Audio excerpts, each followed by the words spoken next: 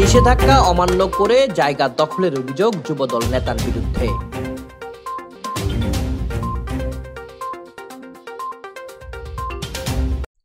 আদালতের নিষেধাজ্ঞা অমান্য করে জায়গা দখল, নির্যাতন ও হুমকির অভিযোগ উঠেছে রাঙামাটির লংগদু উপজেলা যুবদলের সদস্য সচিব সৈয়দ মোহাম্মদ ইউনুসের বিরুদ্ধে। এই নেতার চাঁদাবাজি ও হুমকির মুখে এলাকার মানুষ আতঙ্কে দিন কাটাচ্ছে। এলাকা ছেড়ে পালিয়ে বেড়াচ্ছে অসহায় এক পরিবার। মঙ্গলবার রাঙামাটি শহরের একটি রেস্তোরাঁয় সাংবাদিক সম্মেলনে এই অভিযোগ করেন ভুক্তভোগী পরিবারের সদস্য মর্জিনা আক্তার। লিখিত বক্তব্যে তিনি অভিযোগ করেন, লংগদু উপজেলার পশ্চিম বাইট্টাপাড়ায় তাদের রেকর্ডীয় জায়গা দখলে নিতে কয়েক বছর যাবৎ চেষ্টা চালায় যুবদল নেতা ইউনুস। ৫ আগস্টের পর ইউনুস আরও বেপরোয়া হয়ে ওঠে। দলীয় পদের প্রভাব ও টাকার জোর থাকায় তার বিরুদ্ধে কেউ মুখ খুলতে সাহস পায় না।